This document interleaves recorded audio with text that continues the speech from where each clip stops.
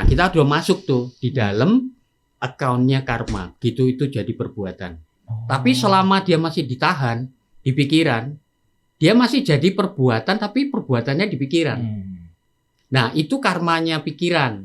Karma pikiran itu lebih mudah dikendali daripada dia udah jadi membenda. Karena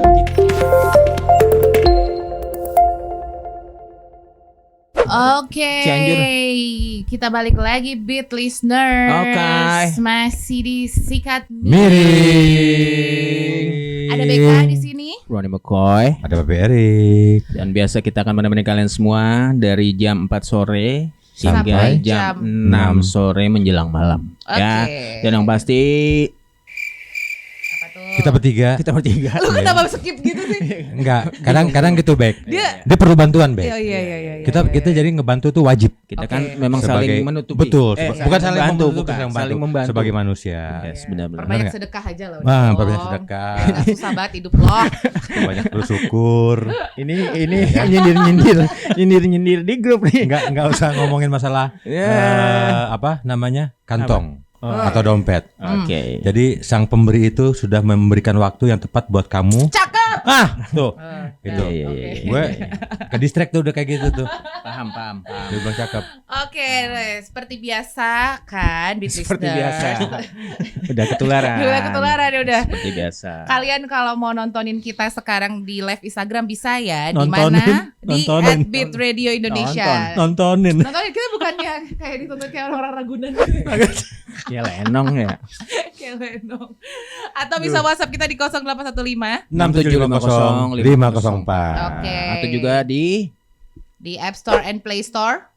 App Store enggak, jadi Play Store Oh, sama Play Store website aja. kita ya di Ya, di bitradio.id. bitradio.id. Jadi jangan lupa ya untuk mendengarkan siaran-siaran kita. Ya, jangan lupa juga subscribe YouTube kita Beat Radio Indonesia sama dan Spotify. Sikat Kita di Miring ya? Sikat Miring. Oke. Don't forget that. Ya, hari itu temanya manusia pencipta kebahagiaan dan kesengsaraannya sendiri. Nah, Jadi kan kalau minggu lalu itu kan kita bahas tentang kebahagiaan.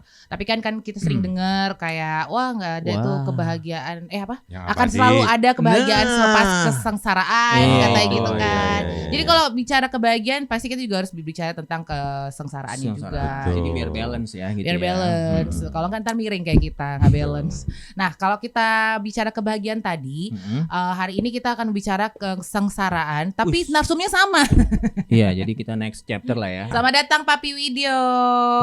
Papi Widyo selamat datang. Papi Widyo, kita Papi. boleh nanya nggak sih, Papi Widyo bosan nggak sih sama kita? Enggak kan ya Papi ya? Nah, Papi deketin Papi mic-nya. dengan sangat menyesal, ini penampilan saya yang terakhir nih di Beat Radio. Aduh. Tapi bukan berarti yang sama sekali terakhir. Nanti Benar. Kalau kita punya topik yang menantang, undang-undang Papi. Ada Pi kemarin topik nantangin badminton. Lalu bukannya nantangin. topik itu Cinere Kang Cinere, iya. Aduh, Bang Si Topik. Topik. Itu Bang Si Topik Topik. nantangin. Iya. Ya ampun. Aduh, Bang Topik itu Gua bukan. nggak berani. Dan Thank satu you. lagi kita juga akan memanggil Om Dola. Om Dola. Om Dola, selamat sore Om Dola. Selamat sore, Om Dola. We meet again.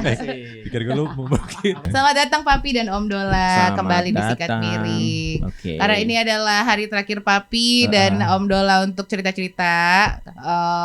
Buat kalian yang lagi bergabung juga di Instagram boleh ya nanya-nanya nih, sekarang ditambahkan komentar tuh di situ tuh. Jadi kalau mau nanya-nanya tentang apapun yang kita bahas hari ini atau ada yang lain-lain yang pengen ditanya silahkan ya. Silakan. Oke, hari ini ya Papi, asik. Kita akan membahas tentang manusia. Jadi tolong yang bukan manusia boleh keluar. Ayo. Salah ya. Hari ini topiknya tentang manusia pencipta kebahagiaan dan kesengsaraannya sendiri. Nah, sebenarnya Papi sebelum sampai ke sana nih, Papi itu kan suka sebelum sampai ke sana itu ada duluan-duluannya nih yang mau kita bahas nih, apa nih yang pentingnya nih. Nah, kita akan membahas tentang manusianya ya Papi ya.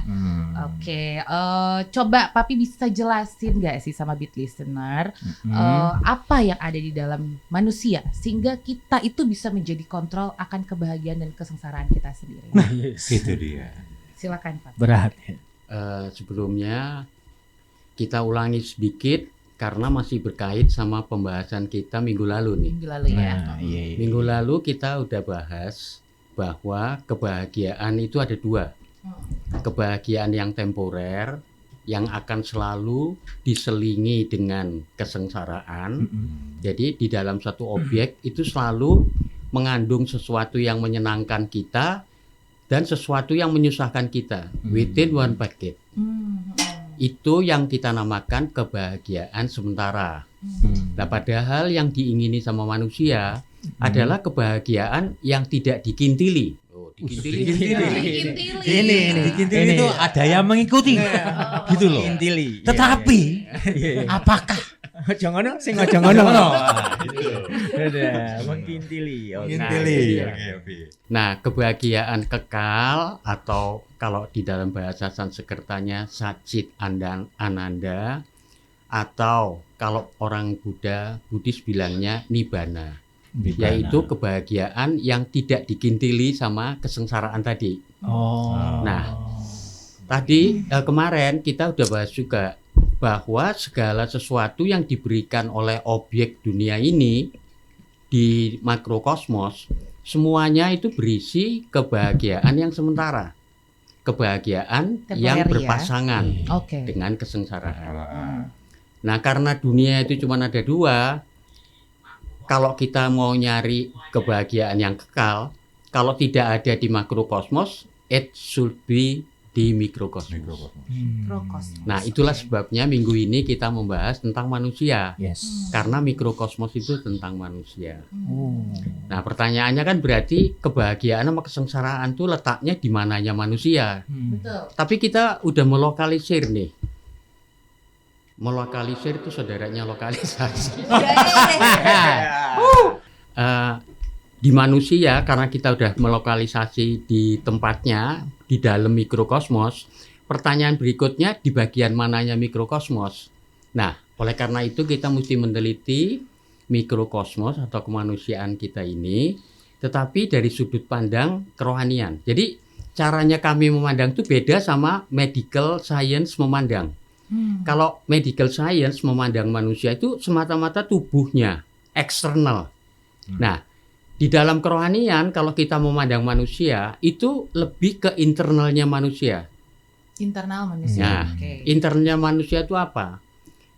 Nomor satu, dia tuh punya dua unsur utama. Itu terdapat di semua falsafah. Jadi, kalau kita mensitir falsafahnya kaum sufi, dia bilang, manusia itu terdiri dari unsur nasut, unsur mati. Dan unsur hidup, lahut. Itu katanya orang sufi. Tapi kalau di dalam bahasa Sanskerta, unsur mati itu dinamakan jar. Nah, kalau unsur hidup, ajar. Ajar itu setelah kita akrab banget dengan perkataan ajar. Contoh, Ki Ajar Dewantoro. Baru dari ngebel. Ki Ajar itu artinya, Ki itu ini aja. Ini loh gitu. Iki dari iki ya. Gitu. Nah, ajar, A itu tidak, jar itu gelap. Jadi ajar itu orang yang menghilangkan kegelapan. Inilah orang yang menghilangkan kegelapan. Makanya dinamakan Ki Ajar. Nah, di dalam falsafah di India, manusia itu dibedakan antara unsur ajar dan unsur jar. Nah, unsur jarnya apa manusia? Tubuh. Nah, apa tuh yang terdapat di dalam tubuh? Ya, kalau dipretelin onderdilnya ya macam-macam ya. Tetapi di dalam kerohanian itu adalah yang diperhatikan nomor satu, bahwa tubuh itu memiliki sensoric senses. Sensoric senses itu mata melihat. Melihat itu sensoric senses. Hidung mencium, penciuman, kekuatan penciuman itu yang diurusin, bukan hidungnya. Kalau hidungnya itu wilayahnya medical science, mata itu medical science, tapi kekuatan lihat, kekuatan penciuman, kekuatan mendengar, kekuatan perasa, kekuatan peraba. Jadi energinya, kekuatannya itu yang diteliti di dalam kerohanian. Dia punya sensoric senses. Manusia juga punya alat untuk memberi respon. Jadi kalau ada action dari luar, dia nangkep dengan sensorik. Terus dia ngasih respon. Nah, respon yang paling susah dikontrol, kalau saya perhatikan itu di antara kalian bertiga itu paling sulit dikontrol. Mulut itu. Makanya jadi penyiar. Lambemu itu. Makanya jadi penyiar. Karena kita di rumah sana, di luaran nggak bisa kontrol mulut, Bisa. memang makanya di sini. Cangkemmu itu. Cangkemmu. Jadi motorik sensis pertama yang paling sulit untuk dikendali itu mulut. Makanya ada orang bilang mulutmu macanmu, Macanmu. Harimaumu. Harimau. Yang akan menerkammu. Nah, kalau orang diomongin pakai mulut nggak bisa, motorik sensis yang berikutnya dia bereaksi pakai tangan. Orangnya Pukul. ditempeleng. Oh, ditempeleng. Oke. Kalau ditempeleng juga nggak bisa, ditendang. Nah, kalau ditendang juga nggak bisa, nah ini senjatanya perempuan nih. Masukin lagi dalam perut. Oh, bukan, sendal Apa? jepit, Nangis. Masukin dalam perut. centong nasi itu Oh. biasanya tuh. Nih, Tuh. itu adalah 2 lubang pengeluaran di bawah. My God. Itu alat untuk orang bereaksi. Jadi misal nih, saya ngelihat Mbak Rebecca, berarti sebetulnya mata itu cuma jendela. Yang melihat itu kekuatan melihat. Jadi orang tuh bisa matanya mendolo gini tapi nggak ngelihat Nggak lihat apa-apa. apa-apa. Oke. Karena kekuatan lihatnya nggak ada di situ. Tuh. Dari kekuatan lihat, gambarnya itu masuk. Nah, itu nanti ada elemen kedua dari manusia, pikiran. Nanti kita bahas. Oh, pikirannya. Nah, waktu dia ngasih reaksi, nah lubang di bawah tuh. Karena lawan jenis. Nah, dia bereaksinya lewat yang di bawah. Makanya para suci itu bilang, kalau kita ngelihat gender lain, terus syahwat kita bergerak, itu kita udah hitungannya selingkuh udah. Oh. Gitu. Karena sebetulnya dia udah masuk di dalam diri kita. Nah, 2 lubang di bawah itu juga alat untuk memberi respon. Jadi manusia itu punya alat penerima, punya alat untuk merespon. Oke? Oke. Nah, sekarang nih pikiran. Elemen yang kedua itu pikiran. Nah, pikiran itu sebetulnya somewhere in between. Jadi dia tuh kayak interface ya, yang menjembatani dunia tak tampak dengan dunia yang tampak. Itu pikiran. Nah, kemampuannya pikiran itu ada 4. Kalau dilihat di gambar sini. Nomor 1, cita. Cita itu mind stuff. Mind stuff tuh kayak gini nih, monitor. Oh, cita. Nah, anything sesuatu yang bergerak sama kita keterima. Nah, begitu keterima nih, jadi misalnya saya ngelihat Mbak Rebecca dengan mata saya. Mata itu sebetulnya jendela untuk menerima. Makanya tadi dibilang sensorik, sensis, untuk penerima. Tapi yang menerima benar-benar itu sebetulnya bukan mata. Layar pikiran kita tadi. Nah, gambarnya Mbak Rebecca sekarang udah pindah. Dia nggak di luar lagi. Sekarang dia ada di dalam diri kita. Yaitu di layar pikirannya. Nah, masalahnya di layar pikiran itu terdapat banyak gambar sejenis Mbak Rebecca. Jadi ada billion gambar wanita. Oke? Karena dia sudah tersimpan di dalam memorinya, di layarnya tadi. Nah, elemen pikiran yang kedua itu kemampuan untuk memahami. Jadi begitu gambarnya masuk, itu komputernya kita tuh udah bekerja dengan sendirinya. Dia mengidentifikasi. Oh, Mbak Rebecca nih ada bau-baunya orang Batak misalnya. Oh, dia kulitnya begini. Oh, dia caranya bicara begini. Itu dia instantly. Jadi kita tuh sebetulnya punya komputer yang maha hebat untuk memahami itu. Nah, begitu dimahami, nah yang berikutnya kemampuan yang ketiga, rasio, budi. Budi itu dia Mbak Rebecca gambarnya dibanding-bandingin tuh dengan gambar yang udah ada. Nah, kemampuan yang terakhir memutuskan berdasarkan egonya kita. Ego ya. Ego itu maksudnya untuk kepentinganku. Jadi saya punya banyak gambar perempuan, tetapi yang untuk kepentingan saya, jadi misalnya, oh saya lagi mau cari sekretari. Nah, semua gambar itu bekerja cepat sekali. Nanosecond di dalam pikirannya kita, saya langsung bisa ngambil keputusan. wah Mbak Rebecca ini kayaknya nggak cocok jadi sekretaris nih. Cocoknya jadi cem-ceman misalnya. Gitu. Misal. Oh nggak bener sih. Gimana? Jangan terus terang gitu. Iya. Jangan terus terang gitu. Yang vulgar. Coba disimpan, dipendam dulu. Iya. Oke.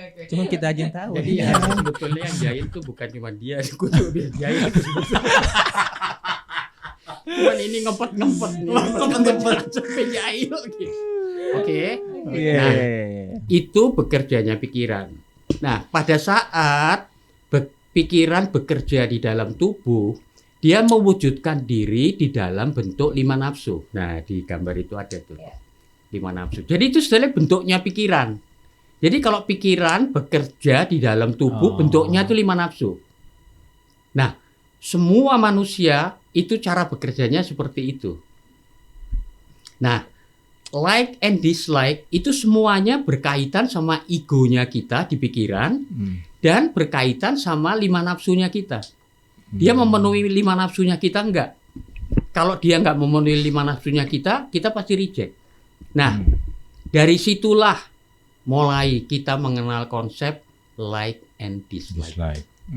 Pada saat kita like, maka kita ada di dalam yang namanya kebahagiaan tapi sementara. Karena objeknya berubah. Jadi begitu tadi dari proses yang rumit tadi, saya mengambil sesuatu dari objek yang ada di pikiran saya, terus saya like itu, maka saya bilang saya bahagia. Kalau saya dislike, maka saya susah. Berarti letaknya kebahagiaan dan kesengsaraannya kita ada di mana tuh? Di dalam diri kita. Jelas ada di pikirannya kita. Karena kitalah yang netepin like and dislike kita. Nah sekarang ini sesuatu yang mencengangkan. Jikalau like and dislike itu ada di dalam diri kita, berarti mestinya dia barang yang controllable apa uncontrollable? Controllable. Seharusnya dia controllable karena dia ada di dalam diri kita. Unlikely, celakanya hidup kita menjalani hidup uncontrollable. Nah itulah karena kita tuh diombang-ambing dengan perasaan itu, sengsaralah hidup kita. Jadi sebetulnya, jadi misalnya Mbak Rebecca lagi nggak cocok nih sama suaminya. Oke. Kalau dia pikir tuh, itu pasti like and dislike di dalam otaknya dia. Di dalam pikirannya dia. Nah coba kalau andai kata like and dislike-nya itu dia rubah. Nah ini nih ngerubah yang pertama nih. Cuman ngerubah gambarnya doang nih. Gambarnya dirubah, caranya kamu ngelihat ke orang itu juga beda. Dunia kamu langsung jadi beda. Padahal itu baru ngerubah gambar. Dan itu bukan solusi yang permanen. Minggu lalu kita udah pernah bicara, para filosof itu kerjanya cuma begitu. Dia cuma mengubah perspektif. Sehingga dia mengubah like and dislike. Dan itu aja udah ngerubah dunia kita. Kita tuh bisa loh. Sesuatu yang jengkelin kita rubah jadi tidak menjengkelkan. Nah, kayak pola berpikir positivism tahu ya, berpikir selalu positif gitu. Itu setelah one way mau pergi ke dunia itu, mau pergi ke ngerubah gambar tadi. Oke. Nangkep? Jadi itu baik. Itu Bisa untuk juga. kamu. Terserah kamu. Kamu mau jalanin hidup kamu dengan sakit bisa. Kamu jalanin hidup kamu dengan tidak sakit bisa. Gimana kamu bisa ngerubah gambar kamu? Itu nomor 1. That's not the end of all end. Bukan yang segala-galanya. Mengapa demikian? Karena pikiran tidak bisa dikuasai dengan pikiran. Jadi kamu tidak bisa menguasai pikirannya kamu sendiri. Kamu maunya tidak berpikir jelek tentang seseorang, tapi dia nongol aja keluar gitu. Iya. Nangkep nggak? Keluar sendiri ya gitu. Ya, contoh nih. Gimana kamu bisa ngerubah perspektif kamu yang jelek tentang suami kamu? Susah. Karena kamu tidak menguasai mekanismenya.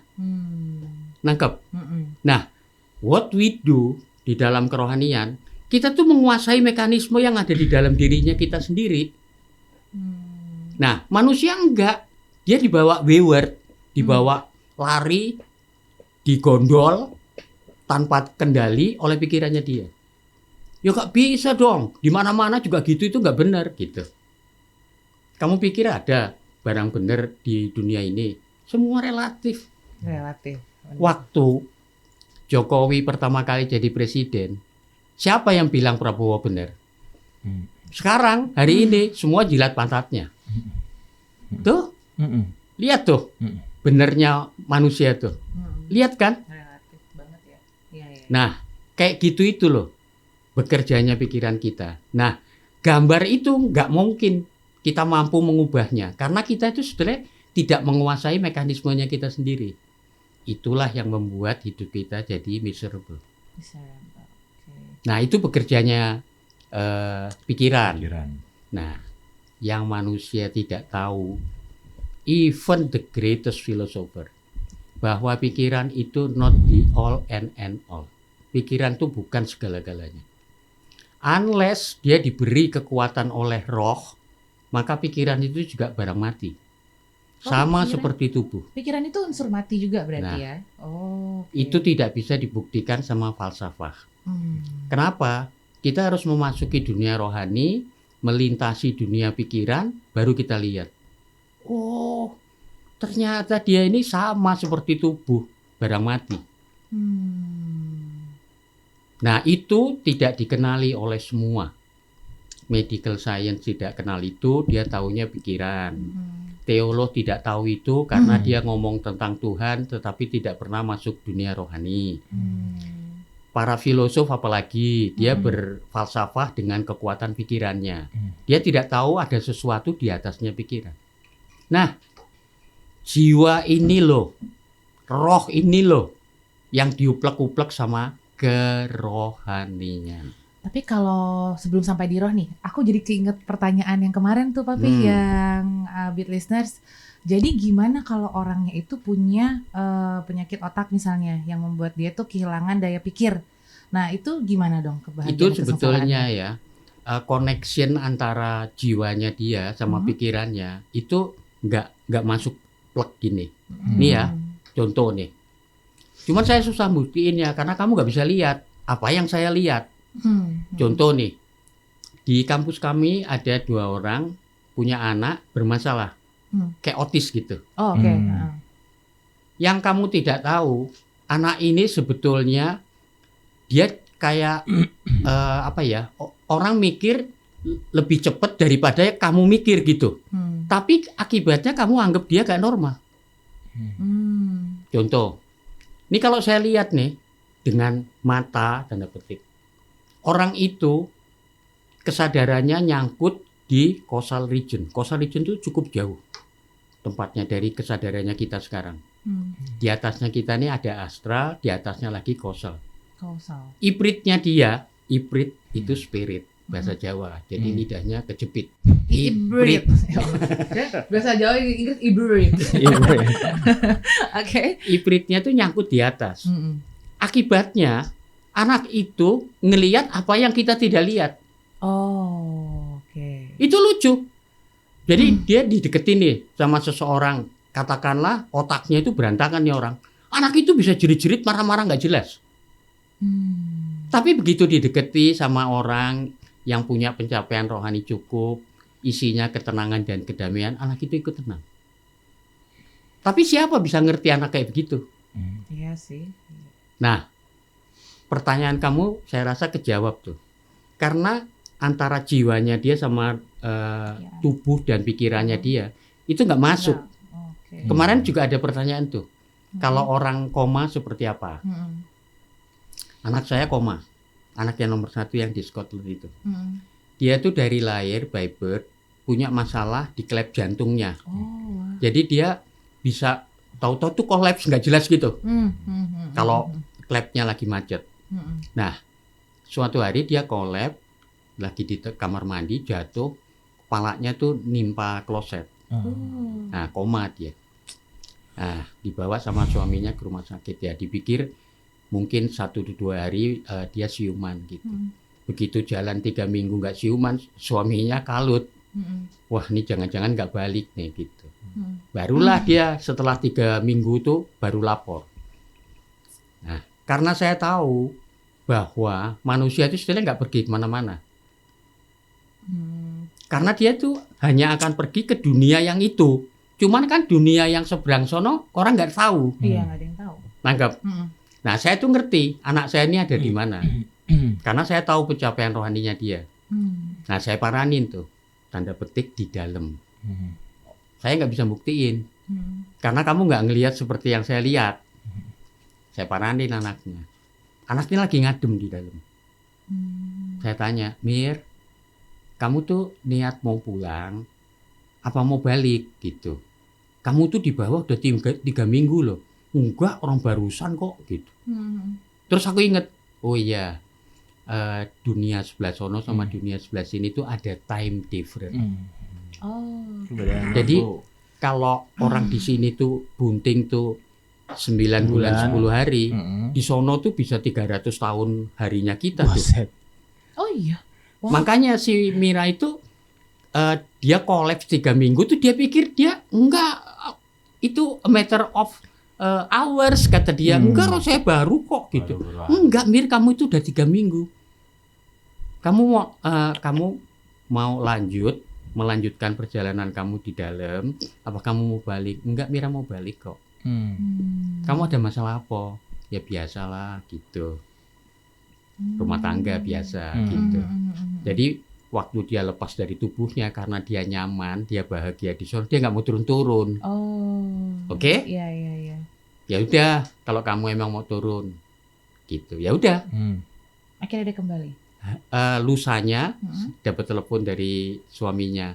Nih Miranya ciuman. Jadi apa itu? Koma. Nggak ada. Ya orang itu ya di sebelah situ. Orang meninggal sekali ya ada di sebelah sana. Nah, orang itu setelah kematiannya berada di tingkat kerohaniannya masing-masing. Nangkep? Makanya Yesus tuh bilang, Yesusnya kamu tuh. Kalau saya manggilnya Om. Karena bukan guru saya gitu.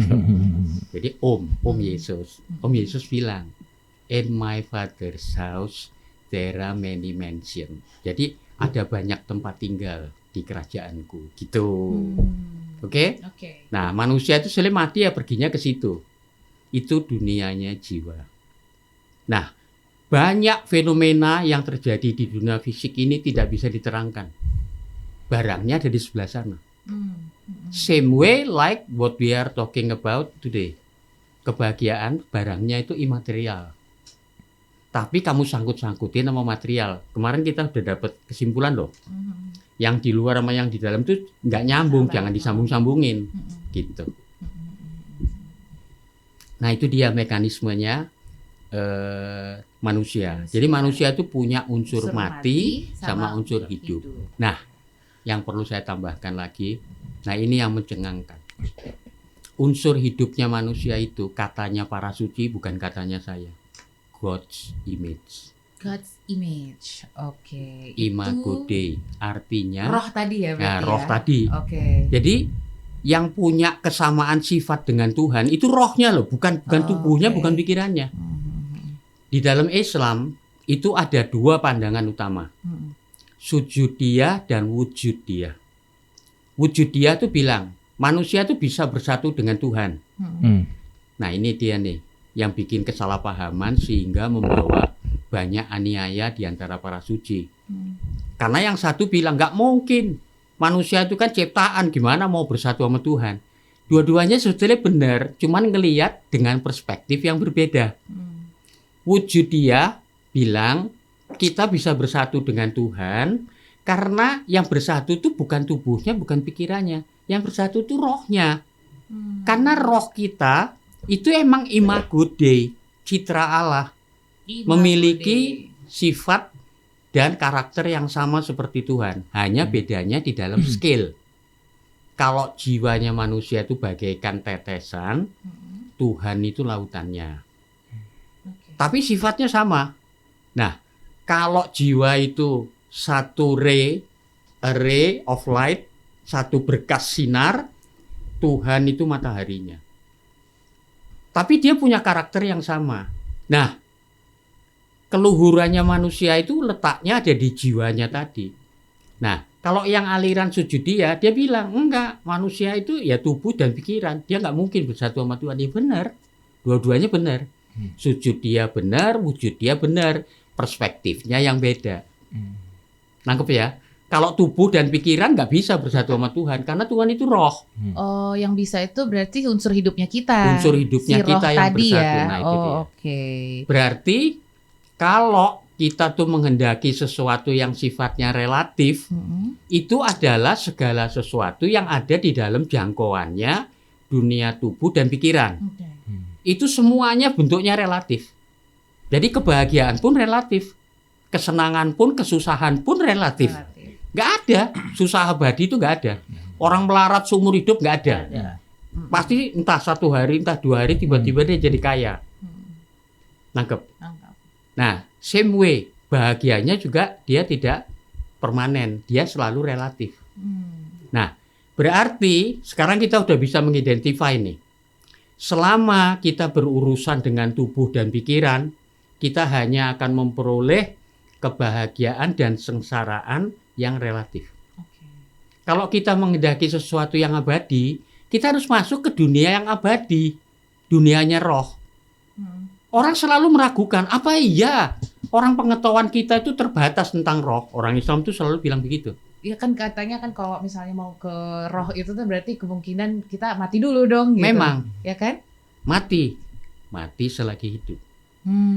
Itu yang kita bahas di show kita yang pertama. Iya, yang masalah buku ya. Nah, itu dia. Jadi bisa orang masuk ke roh, ke dunia roh. Memang mati, tapi mati selagi hidup. Selagi hidup. Dan itu barangnya aman. Kenapa? Karena sebetulnya, nah di unsurnya manusia tadi, jiwa, ya unsur hidup berkaitan sama unsur mati, pikiran dan tubuh. Itu setelah ada kayak pengikatnya. Nah, what we call it silver thread, benang perak. Oh, benang perak. Ya, silver.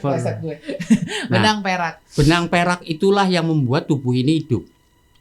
Oke. Dan ketika mati, benang perak itu putus. Iya. Oke. Nah, ini dia nih yang perlu diterangin sedikit lagi. Berarti kalau misalnya manusia yang menjadi unsur manusia itu adalah tubuh, pikiran, dan roh, bisa nggak sih dijelaskan bagaimana cara bekerjanya Papi, dan harusnya bagaimana tatanannya dalam hubungan dengan kebahagiaan yang akan kita bahas hari ini? Ini what makes people in this world suffer. Itu sebetulnya mekanisme hidupnya itu terbalik-balik.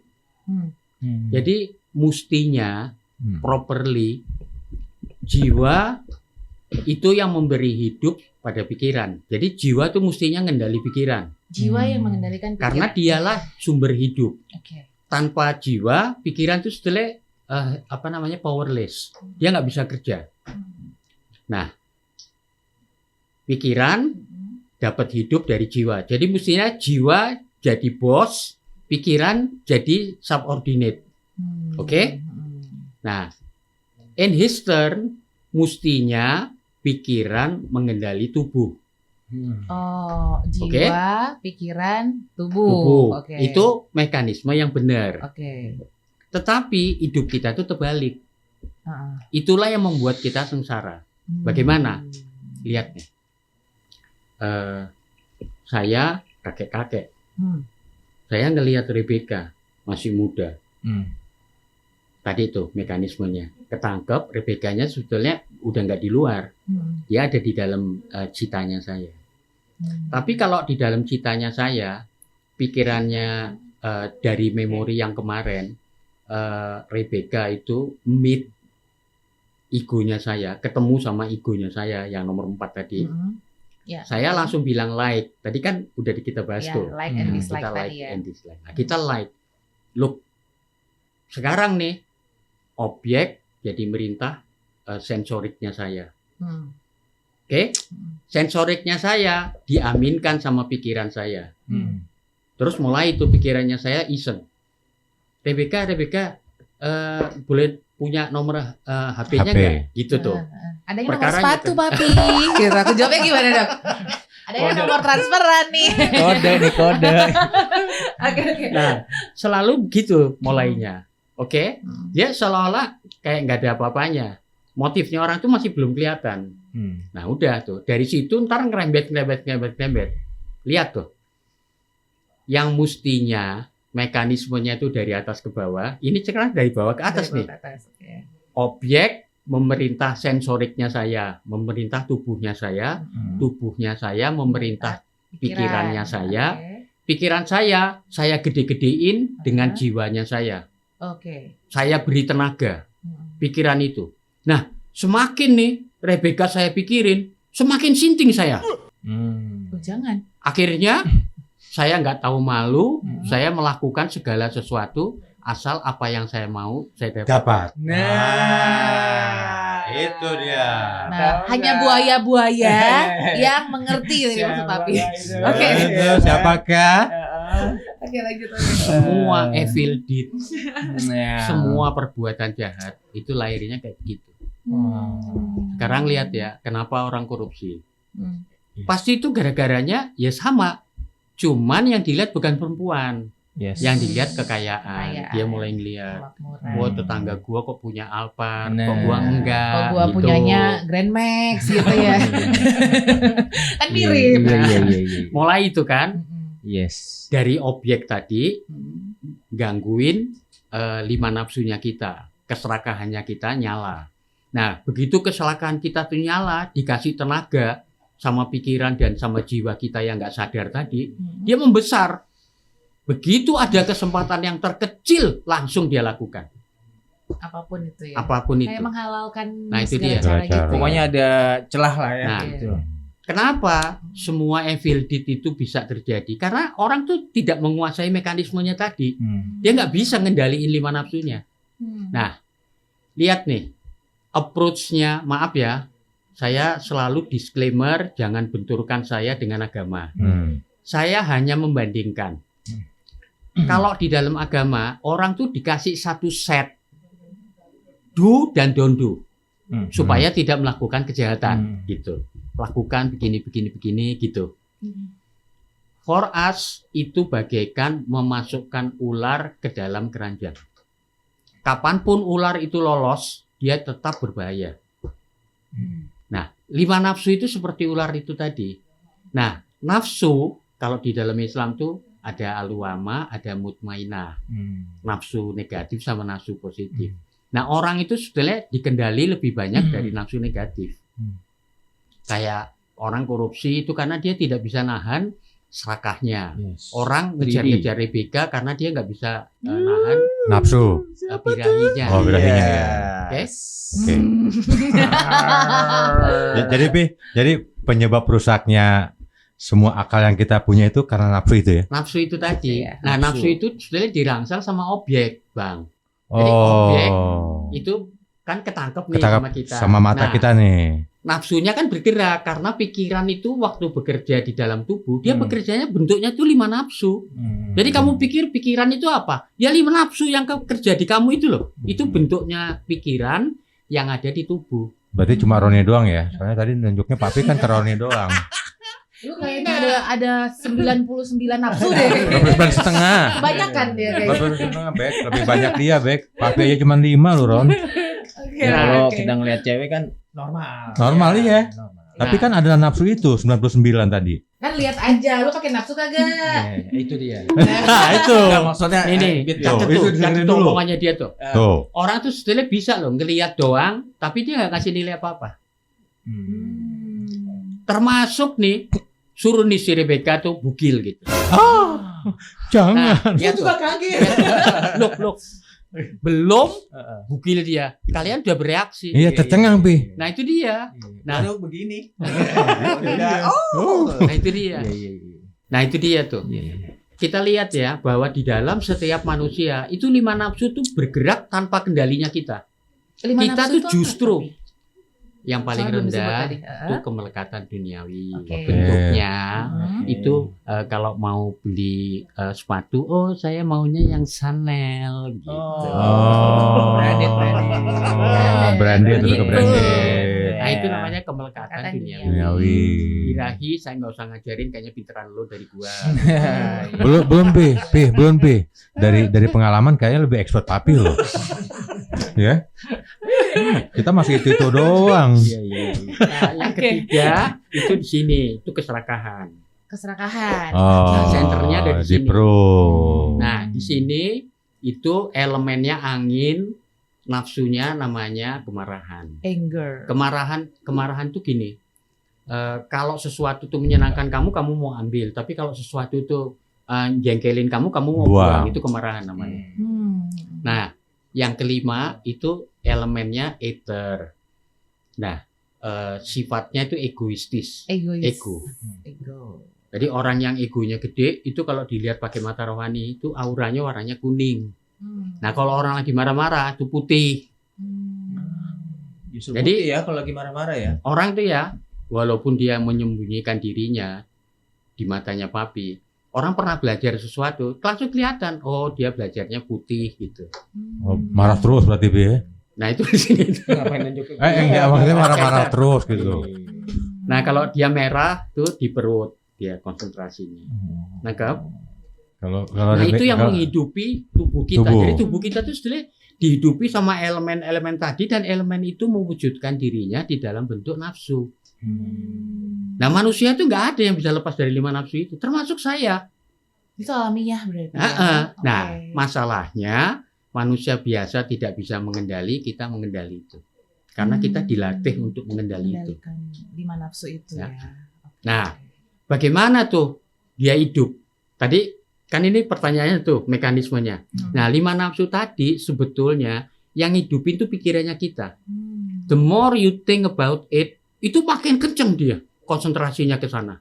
Jadi misalnya nih, saya suka sama Rebecca, tapi kalau saya nggak pikirin, nggak suka, hilang dia gambarnya. Iya. Nah, kalau saya suka, saya tuh terus gitu. Makin lama dia makin kencang, gambarnya makin kencang. Akhirnya dia jadi perbuatan. Nah, benar.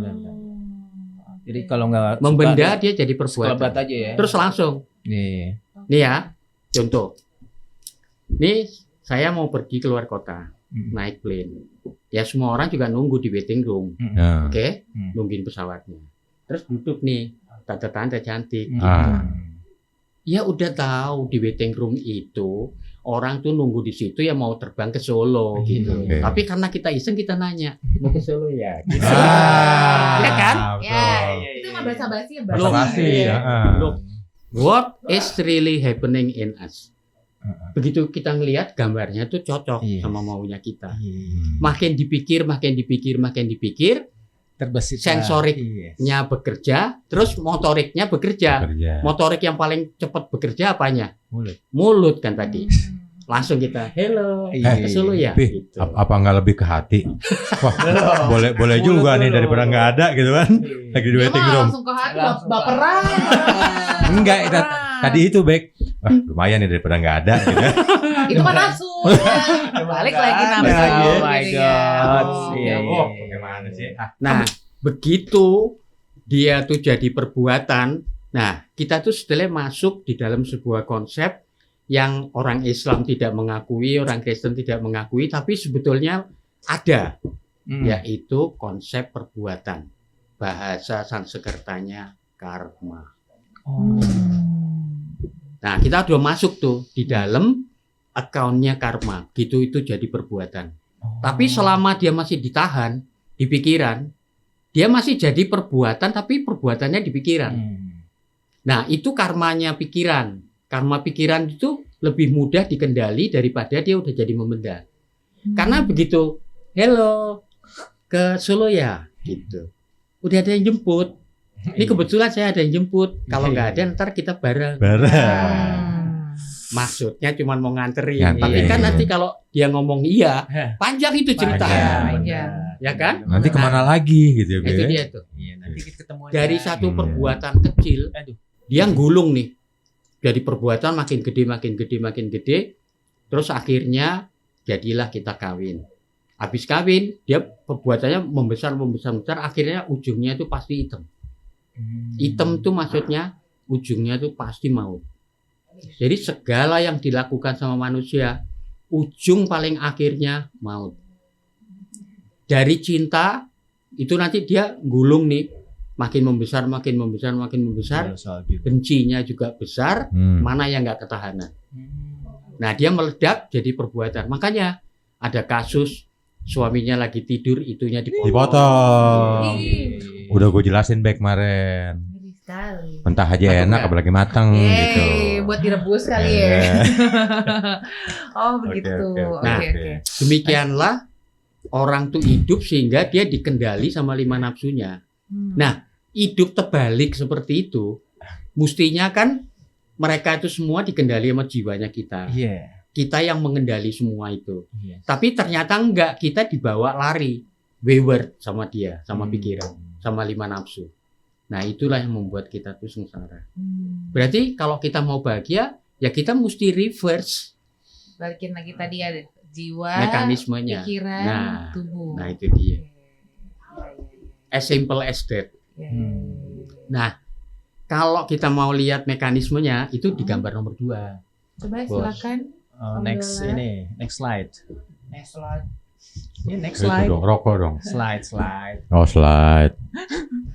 Ini gimana sih balikannya? Balik kemana? Ini aja ini. Nah, itu dia. Ya.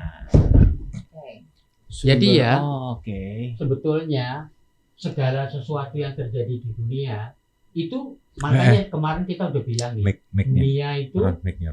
dunia itu sebetulnya kemarin kita udah bahas tuh. Dunia itu kenapa dibilang mayapada? Nah, kalau kita lihat mekanismenya benar-benar, dia benar-benar ilusi. Karena sebetulnya aslinya itu ada di pikiran. Cuman kalau gambar di pikiran tadi tidak diberi tenaga oleh jiwa, nah jiwa itu cahaya. Sama seperti Tuhan, dia tuh cahaya dan suara. Nah cahaya itulah yang membuat gambar itu jadi hidup. Nah begitu gambarnya jadi hidup, materialize, kita udah nggak ngelihat lagi kalau itu sebetulnya pikiran. Jadi benda itu sebetulnya pikiran yang mematerialize. Jadi semua itu dari pikiran. Makanya dia dibilang ilusi. Nah, ini nggak bisa dibuktikan dengan kekuatan pikiran. Karena tadi saya udah bilang, gimana kamu mau nerangin pikiran pakai pikiran? Nggak bisa. Nangkep? Nah, itu hanya bisa melalui realisasi. Nah, gambar ini itu sebetulnya gambar dari mereka yang merealisasi. Dia cerita mekanisme kerjanya itu kayak gitu. Nah, tadi kita ngomong tentang ngerubah gambar. Nah, ngerubah gambar itu berarti ngerubah pikirannya. Tetapi kalau tidak ada kekuatannya jiwa, nggak jadi. Tadi kita ngomong santet tadi, kan kita ngasih gambar jelek, teman. Oke? Gambar jelek itu nggak jadi kalau kita nggak punya kekuatan. Nah, kekuatannya itu dari jiwa. Si jiwa ini ternyata ya. Nah, itu dia. Oke. Nah, sekarang lihat kan, sebetulnya dari seluruh perwujudannya manusia itu, yang paling perlu dikelola itu sebetulnya jiwa, karena semua itu asalnya dari dia. Bukan pikiran ya? Bukan pikiran. Oh, malah jiwa. Pikiran ya? itu sebetulnya kayak tukang gambar, tukang bikin gambar. Understanding itu juga gambar. Nih kamu, saya ngomong, pasti di benaknya kamu ada gambarnya. Kalau cocok sama apa yang saya mau sampaikan, kamu mantuk-mantuk gini. Cuman kalau kamu bingung, matanya kelihatan tuh. Ke atas gitu. Nggak itu bisa mikir lagi karena agak tulalit. Iya, begitu tulalit kelihatan kan ekspresinya orang. Itu berarti nggak ada gambarnya. Jadi orang ngomong tuh setelah disenangi tidak disenangin, itu tergantung gambarnya kamu. Nah itulah yang membuat kita tuh terpelanting-pelanting di dunia ini. Antara like and dislike. Jadi sebetulnya gimana kita ngelihat gambar kita sendiri. Loh, kalau memang demikian kejadiannya, ada orang jahat. Nggak ada. Kamu yang ngasih konsep. Kita yang melabelkan. Nih, di agamanya dia ada ceritanya. Musa mau berguru nih sama Kaidir. Kaidir bilang, oke, lu boleh berguru sama gua. Syaratnya cuma satu. Apapun yang saya lakukan kamu nggak boleh nanya. Gitu. Ya. Ini jalan sama gue gitu. Jalan dia sampai di pantai, ada perahu butut. Si Kaidir naik di perahu bututnya dibolongin sehingga tenggelam. Musa langsung komentar, loh. Kamu udah tahu nih, ini perahu butut, pasti yang punya ini nelayan melarat. Udah melarat lu bikin susah lagi, lu tenggelamin. Kaidir bilang, 1 kali aja kamu melanggar. Jalan lagi. Terus dia ketemu rumah rongsokan. Rumahnya dibakar. Musanya komentar lagi. Kamu udah tahu nih, gubuk jelek begini ini yang punya pasti orang melarat. Kok malah lu bakar? Kaidir bilang 2 kali aja. Masuk kampung, ketemu anak kuluk-kuluk tuh compang-camping gitu. Oke. Anak itu dibunuh. Kenapa? Nah, bertanya lo. Bertanya lo. Kenapa? Nah, 3 kali gagal kamu, nggak bisa jadi murid saya. Terus Kaidir cerita, perahu ini kalau tidak saya tenggelamkan akan dipakai sama perampok untuk ngerampok desa. Daripada itu kejadian, mendingan gue tenggelamin. Tapi Musa tidak ngelihat seperti itu. Dia ngelihatnya kan dari sudut like and dislike. Benar dan tidak benar caranya dia. Kenapa kok rumah itu kamu bakar? Kamu ngerti nggak? Nanti malam itu mau dipakai rapat para pembegal. Daripada dia jadi membuat kejahatan, mendingan gue bakar. Nah terus kenapa tuh anak lu bunuh? Itu nanti gedenya jadi kepala penjahat. Kan mendingan gue matiin sekarang. Lihat kan? Jadi ada cara melihat yang berbeda. Tidak sama seperti caranya manusia biasa, Musa ngelihat. Nah terus benar itu yang mana? Benar itu menurut Musa, benar. Menurut Kaidir ya benar. Karena menurut Kaidir dia menghentikan kejahatan yang lebih besar. Jadi yang benar yang mana? Jadi benar pun ada 2. Benar yang relatif sama benar yang absolut. Nah itu dia. Nah segala sesuatu yang berkait sama tubuh dan pikiran, semuanya itu bersifat relatif. Benar relatif, salah relatif, bahagia relatif. Nah kalau kita mau sesuatu yang permanen, yang eternal, tempatnya bukan di dunia tubuh dan pikiran, tempatnya di dunia jiwa. Kalau aku mau nanya ini Papi, misalnya ini contoh kasus yang paling simpel ya. Kalau misalnya aku driving nih, aku kan orangnya tipikal nggak sabaran gitu. Terus tiba-tiba ada yang bikin sebel aja di jalan, misalnya nyalip atau kita dimaki gitu. Kita lagi tenang nih, mencoba untuk tenang aja di jalan lah gitu. Tiba-tiba ada yang nyalip, dia yang salah, dia yang maki nih. Nah, gimana supaya hal itu tidak mempengaruhi moodku di hari itu? Itu gimana cara bekerjanya? Kalau kita dibahas tentang jiwa, pikiran, tubuh, itu gimana, Pak? Nomor 1, kamu harus langsung menyadari mekanismenya kamu tadi. Nah kan kamu bukan orang yang terlatih untuk itu. Ya kamu pasti akan bereaksi seperti manusia biasa bereaksi. Karena kamu bukan orang yang terlatih untuk itu. Kamu bukan orang yang terlatih mengendalikan 5 nafsunya kamu. Oke. Karena kalau di dalam kita langsung tahu apa yang harus kita lakukan. Apa? Kita pegangan sama pegangan kita yang tertinggi. Balik ke tempat kita yang asli. Di mana? Di dunianya jiwa. Udah kita hadepin. Jangan kata persoalannya cuma begitu. Kamu kan nggak pernah dinyunyuk pistol gini. Enggak sih. Nah iya. Terus apa yang akan kamu lakukan? Kamu dinyunyuk pistol gini. Aku aja yang masalah jalanan tadi aja udah emosional, apalagi itu nggak kepikiran. Nah makanya, nangkep nggak? Bagaimana kita akan mengendalikan masalah yang jauh lebih besar daripada sekedar itu? Kalau dari mekanisme yang paling sederhana aja kita nggak menguasai. If it were me, kalau saya yang dinyunyuk gitu, dan itu memang kejadian, fine. Lu pikir gue takut mati? Lu tembak aja. Karena apa? Saya kok bisa ngomong seperti itu? Mati itu bukan urusannya dia. Boleh senjata tuh dia yang megang. Tapi rezeki jodoh, pati, itu urusannya Gusti Allah. Jadi kalau Gusti Allah menghendaki saya mati sekarang, saya tahu kok saya mesti pergi kemana. Tapi kalau memang belum waktunya mati, biar kata mbok nyunyuk kayak gini ya orang meletus. Orang meletus. Anggap.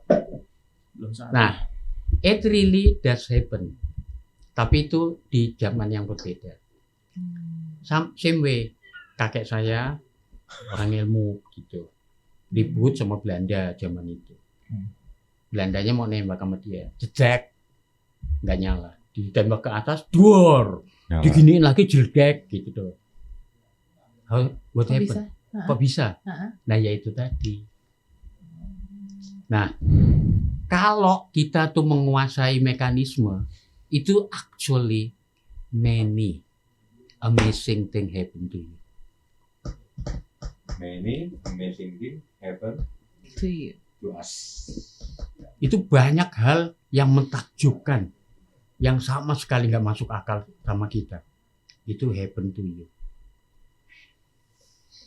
Nah, di sini susah mau dicerangin. Padahal itu mekanismenya sama seperti itu. Bagaimana kamu ganti gambar, tapi bagaimana kamu ngasih cahaya sama dia. Bagaimana cara mengganti gambar dan memberikan Ngasih cahaya. Karena kalau tidak pakai kekuatan cahaya tadi, nggak jadi. Nggak akan memantul ke layar putih.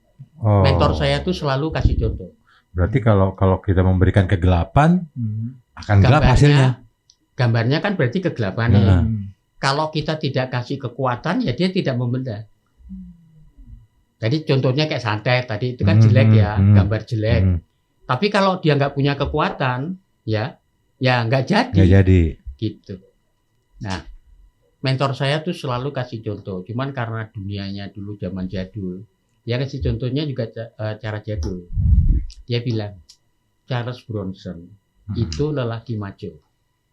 Maconya itu sebetulnya simple, gara-gara kumisnya. Nah ini. Mendem. Nah ini. Mendem.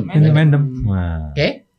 Nah sekarang kalau misalnya kita mau mensabot maconya si Charles Bronson, what must we do? Ada dua cara. Layar putihnya mbok edel-edel. Jadi gambarnya di layar putih, kamu busek-busek gitu. Dapatnya ya layarnya sobek. Atau cara yang benar, filmnya yang dirubah. Nah, yang kamu tidak tahu, yang memantul ke layar putih, itulah dunianya kita.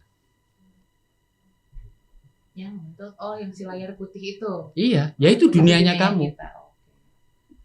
Berarti kalau kamu mau mengubah dunia, ini sebetulnya udah lari ke pertanyaan yang berikutnya nih. Kalau mengubah dunia itu berarti ada dua. Kamu mau mengubah layar putihnya seperti kayak Gubernur Jakarta selama ini. Jakarta macet mau dirubah. Yang diuwek-uwek itu yang di luar layar putihnya. Lihat tuh nggak selesai sampai sekarang. Atau filmnya yang dirubah. Tapi kalau kita ngerubah film, kita harus punya kekuatan untuk memantulkan dia ke layar. Nah itulah kekuatan cahaya tadi. Jadi nggak perlu ngerubah dunia, Pak. Ngerubah dunia. Ngerubah dunia itu ngerubah pikiran. Iya, nggak yang outernya kan. Nah itu kita dia. Nggak merubah layar putihnya, tapi kita merubah si filmnya itu. Bisa nggak kita melakukan itu? Kalau kita bisa, dunia kita berubah loh. Jadi sebetulnya, lihat ya, saya kasih contoh lagi untuk menerangkan. Ini agak melambung, tapi ini contoh penting supaya kamu bisa lihat. Kita waktu itu lagi kerja pertanian. Kita nyewa tanah di Cirebon 20 hektar. Nah, di sekitarnya situ isinya orang melarat. Salah juga tuh kita tuh, nggak pernah memperhatikan sosioekonomi sekitar. Kita cuma mikirin bisnisnya kita. Akibatnya banyak jealousy. Yang lain cuman punya sawah sepetak, ini kok ngurusin sawah tuh 20 hektar gitu. Oke? Nah, mulailah orang tuh usil, yang ini, yang itu, yang ini, yang itu. Suatu ketika usilnya mencapai puncak. Waktu pegawai saya lagi kerja di sawah, sawahnya tuh ditebarin pecahan botol. Kakinya kena, dijahit 10. Nah, itu bentuk jahat kan? Jahat. Nah, sesuai ajarannya para suci katanya nih, Kalau orang tuh menabur duri di jalan kamu harus menabur bunga. Wah, saya ini berusaha keras jadi muridnya para suci yang baik. Apa yang saya lakukan? Pak RT-nya tak paranin, Pak, saya lapor. Ini kejadian kayak begini. Sebagai tanda terima kasih karena pegawai saya sudah dicelakain. Itu dari ujung jalan sana sampai ke musola, jalanannya akan saya beton. Pak RT-nya melongo, ngeliatin saya, ini gue ngomong sama orang waras, orang gila. Orang dia komplain kok yang dia lakukan justru begitu. Dikiranya saya bercanda. Betulan besoknya saya datengin bertruk-truk material, jalanan dari ujung sampai ke musola saya perbaiki. Begitu selesai saya bilang sama Pak RT-nya, lain kali pegawai saya harus putus kakinya. Kalau putus kakinya itu jalanan sampai di ujung sebelah sana. Nah kalau pegawai saya sampai mati, jalanan sampai di ujung sana plus lampu merkuri sepanjang jalan. Orangnya melongo gini. Do you know what happened? Pada saat kita selesai kerja, seluruh kampung melepaskan kepergian kita. Look. Jadi yang saya mau bilang, ngerubah dunia, ngerubah gambarnya. Kalau saya kejahatan, saya tanggepin jahat, ya boleh toh? Boleh. Boleh kan? Boleh. Itu kan kuasanya saya, kan saya mau ngasih reaksi. Tapi saya memilih yang berbeda. Dan itu yang akan berbuat sama kita. Akhirnya berbalik, ya, kebaikan saya itu berbalik ke saya sendiri. Sampai hari ini, semua orang kampung di sana nanam kacang, selalu ngasih saya kacang. Nanam jagung, ngirimin jagung. Gila nggak? Sampai hari ini. It lapsed 10 years already. Gila kan? Saya cuma berbuat kebaikan 1 kali. Tapi kebaikan itu datang sama saya nggak pernah berhenti. Sampai hari ini. 10 years. Gila kan? Tuh. Nah itu mengubah dunia. Tapi ya balik lagi ya. Kalau kita nggak jalanin itu, kita nggak bakal ngerti itu. Nah pertanyaannya saya sekarang gantian. Berarti pernah ada orang jahat kepada kita? Pernah ada orang baik kepada kita? Itu benar tergantung kitanya ya. Nah itu. Nah sekarang, kalau kamu memelihara kejahatan di dalam pikirannya kamu, ya, kamu kira-kira di dalam kedamaian apa di dalam kesusahan? Kesusahan, pasti. Nah, siapa yang menciptakan kesusahan itu? Kita sendiri. Nah, sudah dapat jawabnya kan? Tapi Papi. Iya, silakan. Kalau itu ya aku udah tulis itu. Iya. Kalau misalnya kan katanya kesengsaraan atau penderitaan itu malah make us stronger nggak sih? Ya itu dia. Kalau kamu nggak pernah salah kayak begitu, kamu nggak akan nyari salahnya. Nangkep? Jadi penderitaan itu akan membuat kita lebih kuat. Kalau kamu dapat bimbingan, kalau kamu nggak dapat bimbingan tambah roksoy.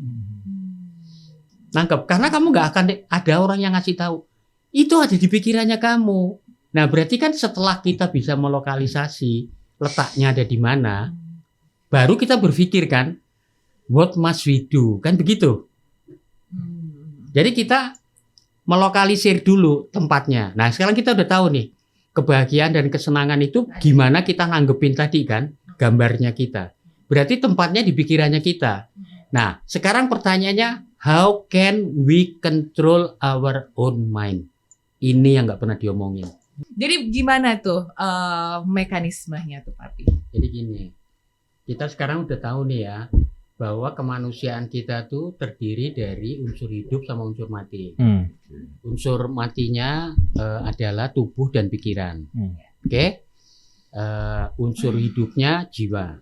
Berarti kita punya tubuh, punya pikiran, punya jiwa.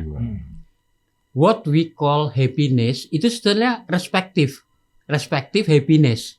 Jadi happinessnya untuk tubuh, happinessnya untuk pikiran, happinessnya untuk jiwa. Baru kita dapat perfect happiness. Nangkep maksudnya? Jadi contoh gini, orang boleh kaya, tapi kalau dia kena stroke Apa dia bisa bilang happiness? Iya, benar. Padahal dia kaya. Benar. Nangkep maksudnya? Nangkap. Karena happiness itu ada di pikiran, kaya itu ada di fisik. Jadi sebetulnya bahagia yang benar itu di tubuh bahagia, di pikiran bahagia, di jiwa juga bahagia. Ya. Di tiga Kalau itu aspek tadi ya. di tiga aspek tadi oke. berarti dia match. Oke. Maka orang dibilang bahagia. Perfect dia happinessnya. Tapi kalau either one doang yang bahagia, ya dia nggak pernah bahagia. Berarti pikiran, tubuh, pikiran dan jiwa harus dipulangin ke respective home-nya masing-masing. Sekarang saya cerita tadi itu 5 nafsu. Kemelekatan duniawi ada di dubur, di elemen yang tanah tadi nomor 1. Nomor 2 birahi, ada di kemaluan. Makanya kalau kita birahi, kemaluan kita yang bermasalah gitu. Oke? Nah, keserakahan ada di perut. Nah, ini kemarahan. Terus ego. Oke? Nah, ini hanya bisa dimatiin dengan kekuatan cahaya yang lebih atas dari dia. Jadi contohnya, kemelekatan duniawi itu hanya bisa dibunuh, bisanya tadi, bisa ular tadi, hanya bisa dibunuh kalau kita menghisap cahaya dari astral pertama. Nah, kalau kita bisa ngisep cahaya astral pertama, itu nafsu yang pertama mati dia. Terkendali. Dia bisa hidup, bisa mati tergantung kita. Jadi dia within control. Nah, demikian pula nafsu kedua, berarti kita harus ngisep cahaya dari astral 2. Nafsu ketiga mati kalau kita menyelesaikan ngisep cahaya astral 3. Tinggi itu tingkatan ya? Tingkatan yang masuk astral ini. 1, 2, 3. Ya. Oh, gitu.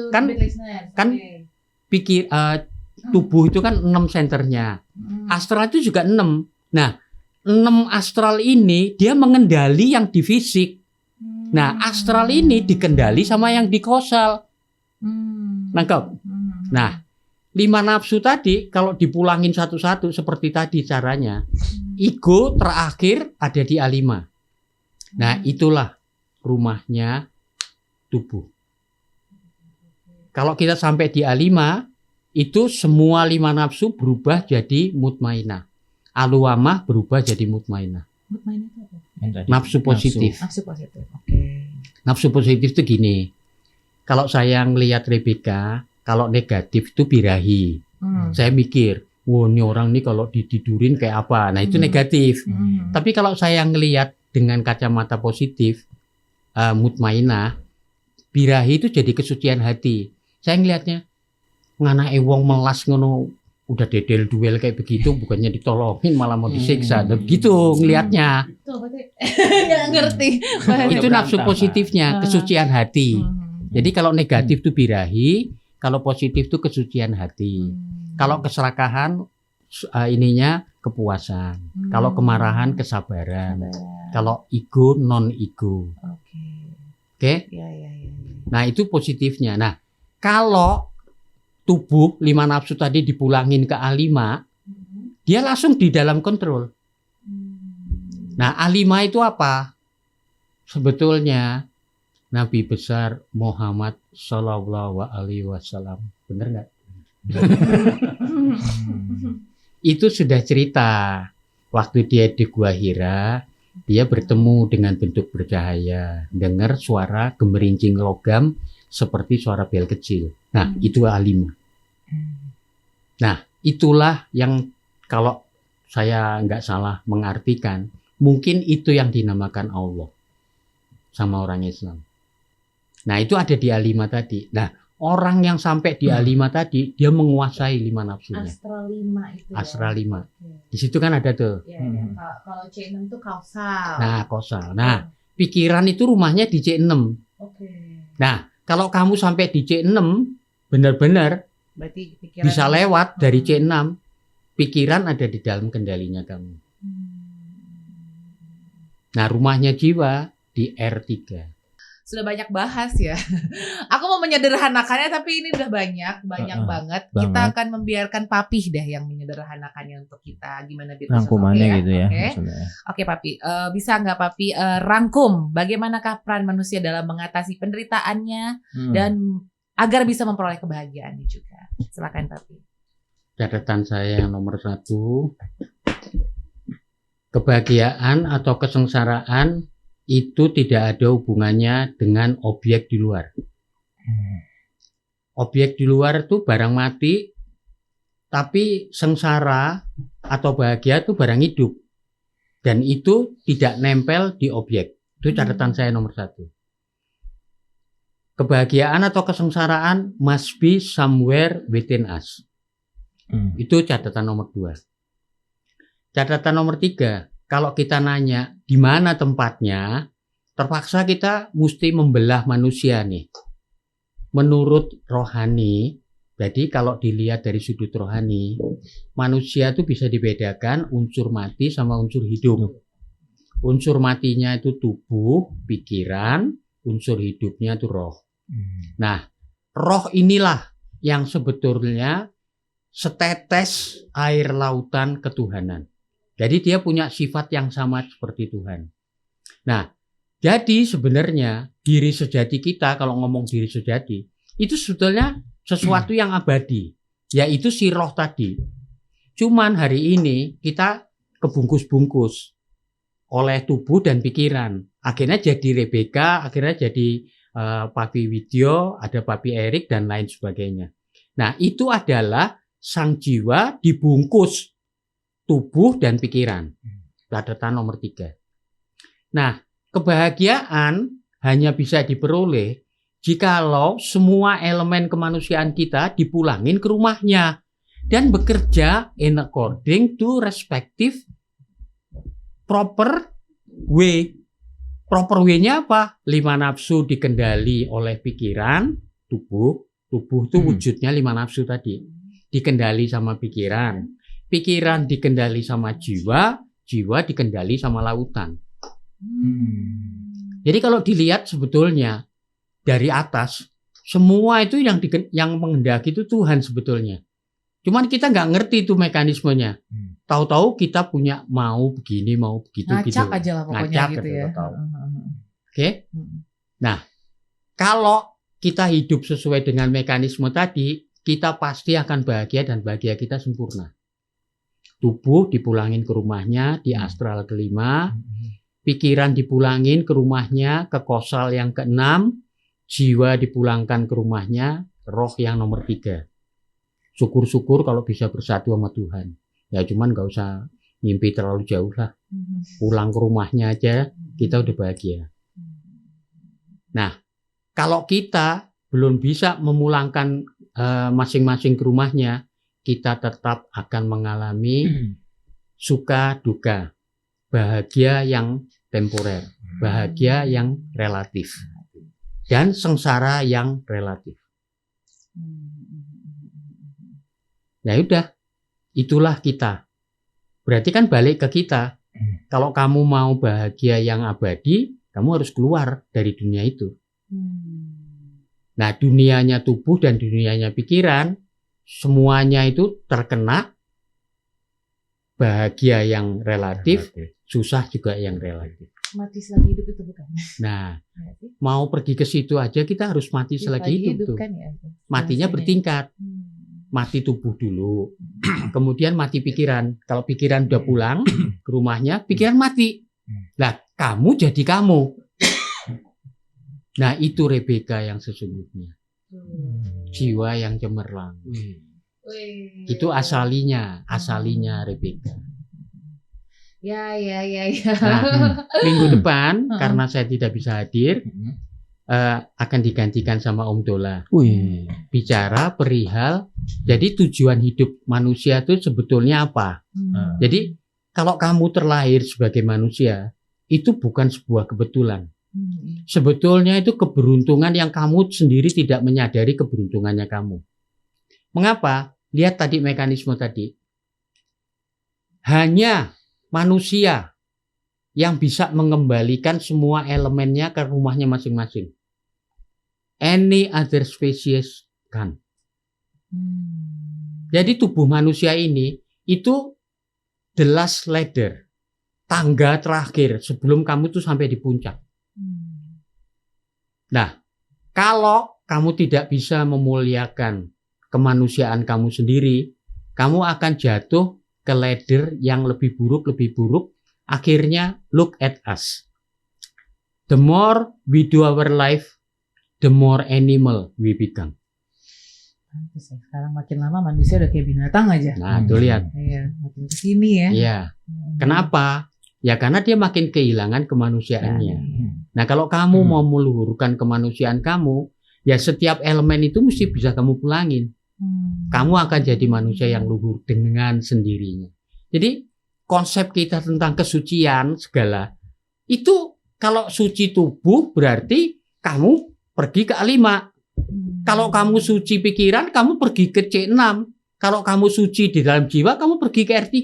Unless you are not holy at all. Jadi holiness konsepnya itu seperti itu.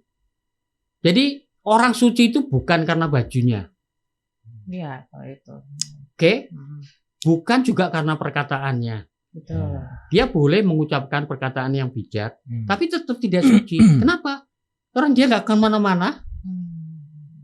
Orang suci itu karena dia memasuki dunia yang suci. Nah, makin ke atas kita makin suci.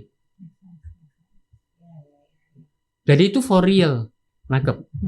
Not only understanding, tapi realization. Aduh, hari ini kita banyak banget pencerahan. Anda cerah? Cerah. Saya masih kusut ya? Kusut. Oh, itu memang tampilannya. Iya. Don't just book apa? Giginya cerah banget. Giginya cerah banget. Iya. Gitu. Oke. Waktu juga yang misalkan kita. Terima kasih Papi untuk bincang-bincang kita hari ini. My pleasure. Terima kasih Om Dola. Dola yang sudah mencatatkan sama perbuatan Bapak ini. Oh bukan ya? Oh bukan. Oke. Gimana nih hari ini tuh? Gue kayaknya agak-agak pusing-pusing, tapi adalah yang masuk-masuk dikit lah. Gue nggak tahu kalau beat listeners ya, mudah-mudahan mendapatkan pencerahan yang lebih baik dari kita ini. Jadi Pi, kata-kata bijak itu Pi, kalau seseorang udah melaluinya juga. Iya. Berarti kalau kita mengucapkan kata bijak itu akan tetap menjadi kata-kata indah aja ya, cuma Itu lip service. Iya. You know what I mean? Amin. Amin. Amin. Karena begini dong. Oke deh. Amin, gitu. Terima kasih juga beat listeners yang telah nontonin kita dari tadi nih nonton. Lu bahasa mana sih? Lah kan ditonton gitu Bahasa ya. Lampung banget. Betul gak sih? Benar. Ya nontonin lah. Yang telah memperhatikan kita salah juga. Enggak juga. Jadi apa dong? Atensi ya. Nah, terima kasih Enggak juga. atensinya beat listeners. Oke beat listeners, jangan lupa juga untuk download aplikasi di Play Store. Oh ya, jangan lupa download aplikasi di Play Store. Juga di website kita di bitradio.id. Giginya. Jangan lupa juga follow Instagram kita di @bitradio_Indonesia. Jangan lupa juga subscribe YouTube kita di Bitradio Indonesia. Jangan lupa juga untuk Spotify. Positive thinking. Spotify juga, tapi Spotify ya. cari sikat miring. Sikat miring. Jangan sikat lurus. Oke, kita akan jumpa lagi minggu depan dengan yang pasti temanya berbeda. Semakin bikin kita cerah. Yes. Betul. Yang penting kita bisa menjaga unsur tubuh kita tadi ya, Pi ya. Unsur tubuh lu jaga, security kali lo. Mensana and corpore sano. Ya. Oke deh. Mensana and corpore sano. Apa artinya? Lu di sana. Gua kesana. Di dalam Oke jiwa deh. yang sehat terdapat Jiwa yang sehat. Salah. Bener dong. Bukan. Di dalam tubuh yang sehat terdapat di dalam jiwa yang sehat terdapat tubuh yang tahu kuat. Akhir kata gua Beka Gua Roni Mokoy. Gua Papi Erik. dan Papi Widyo. Dan Nah, kita akan jumpa lagi Minggu depan. Bye. Bye. See you and bye-bye. Bye. Terima kasih.